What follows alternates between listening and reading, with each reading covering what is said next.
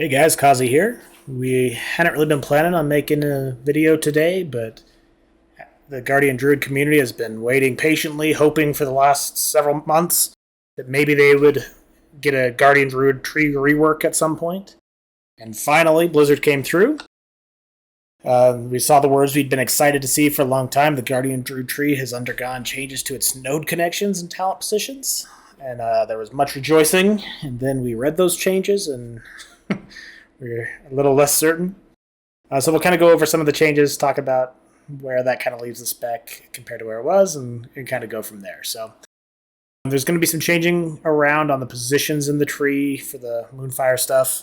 We'll talk about that here in a minute. So maul damage got turned up by 40%. Mangle damage got increased by 15%. These were both very needed. They were making up very small portions of your damage. Good to see those buffs to those spells. However, the trade-off is that Twin Moonfire's bonus damage to Moonfire got nerfed by 10%. So you lost 10% overall on your damage to Moonfire. Guardian of the Loon and After the Wildfire both had their numbers turned up. Those are two talents that we weren't taking before, and probably aren't going to take now. So the big changes are more into the maul, or into the Moonfire positioning of the tree. So we'll get into that a little bit. So what you'll see is that over here on the right side, the Scintillating Moonlight, Galactic Guardian, and Twin Moonfire are now in the 20-plus point range. The Survival of the Fittest, Soul of the Forest, and your choice node with Guardian of the Loon or After the Wildfire are now in the 8 to 20 point range. That's going to be the biggest change as far as positioning and kind of the way that works out. It affects the tree quite a bit. So we'll talk about kind of where that leaves the tree going from here. So the beginning of your tree is going to look the exact same. You're going to build it out just like you were. Your Signs of Death, your Berserk nodes, Mangle, and Gory Fur.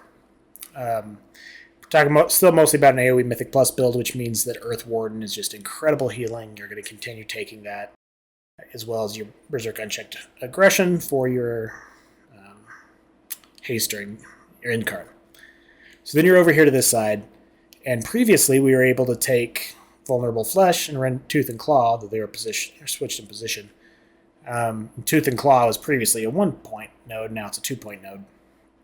And these provided pretty good damage buff to your maul, as well as some healing or some shielding from it with Ursoc's Fury. But now we don't really have that choice anymore because we can't just go down the middle of the tree on the bottom. We have to get over here to the right side to get these Moonfire talents. So we're forced into Layered Mane and forced into Reinforced Fur. There are people who already like taking these. Layered Mane is just... it's RNG. Anything with RNG for your survivability as a tank is not ideal. And then Reinforced Fur, the 4% extra armor from Iron Fur's minuscule damage reduction increase. 5% on bark skins, okay, but it's, again, nothing really to write home about. We're still going to be wanting to go down the middle of the tree, so we're still going to take Fury of Nature, which is increasing our arcane damage, and then getting over here into Berserk Persistence. At this point, we have 1 point left before we can get down into the bottom. You're kind of left with a few choices. You can go Vicious Cycle, but we're not going to be worrying too much about Maul. Soul of the Forest gives you a little bit of extra Mangle damage and more Rage, which is a pretty good option if we're solely worried about damage. I think we probably, though, end up putting the point over here in Survival of the Fittest, because I think that we're going to need the survivability a little bit more. For now, we'll put that point there. I'll explain a little more why I think that here in a bit. So once we're here, we're going to take Scintillating Moonlight, Galactic Guardian, and Twin Moonfire. The damage with all the Moonfire abilities is just way too much higher than everything else for you to realistically take or not take these. That also means taking Circle of Life and Death and Elune's Favored. The highest build that I was able to find without taking these is 25% less damage in a 4-target situation than the one with Moonfire. So you're going to take these. There's not really any way around it if you want to stay competitive on damage. So then that brings us down here into Incarn. We're still going to take Incarn, and we're left with 3 points. We could go Reinvigoration into Ursoc's Fury, but we aren't going to be able to get to Untamed Savagery. And without it, and with kind of the way that the tuning is working after Ursoc's Fury got nerfed, I think that we're going to end up leaving these. And here's the reason why. So We can go still into Ursoc's Guidance, which is going to be our cooldown reduction from using Rage. And then we can also come into Blood Frenzy now. Blood Frenzy was here to begin with, but we weren't coming down this side of the tree, so we didn't have access to it. So now, though, we can take Blood Frenzy, which becomes immediately your highest Rage generator in AoE. So this is going to be a massive increase to the amount of Rage that you're generating, which then combined with Ursoc's Guidance means that we're going to be reducing that cooldown of Incarn a lot. We're talking about we were maybe struggling on 3 or 4 targets to get to a 2 minutes, so we were probably around 2 to 2:15 cooldown for Incarn before. With Blood Frenzy and Ursoc's Guidance, you're going to reliably get under 2 minutes, usually closer to like a minute 45 for your Incarn cooldown, which is going to help it line up a little bit better with your DPS's cooldowns, and it's just going to have that spell up more often. This is very good if you're able to pull around it. If you're able to do a bigger Incarn pull right away because you get the spell off cooldown, this is incredibly strong. If you just end up sitting on Incarn and waiting, then this has absolutely no value at all. So this, I think, is overall the best play for damage, but it does require you to be more aggressive in finding good places to use your Incarn. Then we have 1 point left. Our choices kind of the similar ones. Survival of the Fittest, Soul of the Forest are still there. Reinvigoration is over here, and then we have Rage of the Sleeper. Rage of the Sleeper is not a huge AoE, or it's not a huge DPS cooldown anymore. It doesn't increase your damage. It is a 25% damage reduction for 10 seconds and an immunity to loss of control.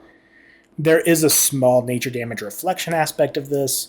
I can't remember exactly what the numbers were, but the tuning on it was turned way down before, so we weren't even considering it. Now, with this being just a single point, not having the ability to path anywhere else, this probably becomes the pickup more for the damage reduction than for the damage aspect of it.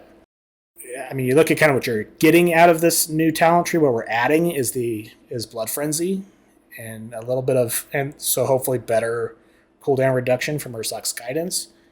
And we have our point in Survival of the Fittest.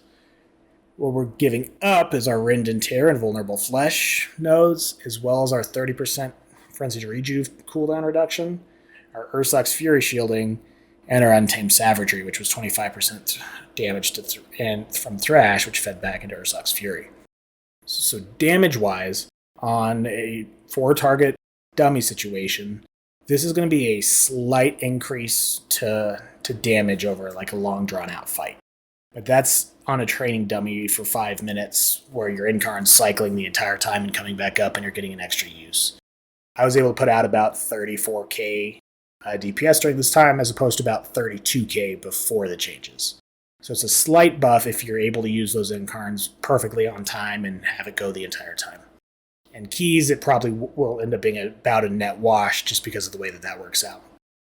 So the damage on that in AoE is going to be pretty similar, with maybe a little bit more coming from your Moonfire. But it's going to be less damage from your Thrash. It's going to be no Ursoc's Fury, and it's going to be longer cooldown than Frenzied Rejuve. So I suspect that overall, your damage is going to be about the same.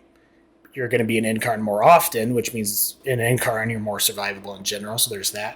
But outside of Incarn, you're going to be losing a decent chunk of your healing and your shielding, which has kind of helped with your survivability. So I think that overall, at best, with the way that the spec is playing, this is kind of a net zero, not a big change to the spec overall. Until I can get into Mythic Plus, though, and get a really good feel for kind of the survivability of the spec and how it's playing, I can't give a great answer 100% whether it's better or worse. The big thing to take away, though, or the big thing that most Guardian Druids are taking away, is that it wasn't the big changes that we were hoping for. It wasn't the reduction of the multiple point nodes. You still can't get to Incarn without taking Moonfire buffs, so there's never any time where you're not taking at least these Moonfire buffs. So the spec tree still very underwhelming. It wasn't the big fix that we were all hoping it would be, best as a side grade. So what do you guys think? If there's something you guys think that I missed or that you want to talk a little bit about, comments are a great place to do that. We've had a lot of really good discussion down there the last few videos. We really appreciate that.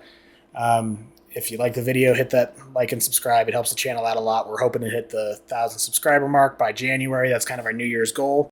So we'll see if we're able to get that, but we appreciate all the support from everybody, and we'll see you in the next one.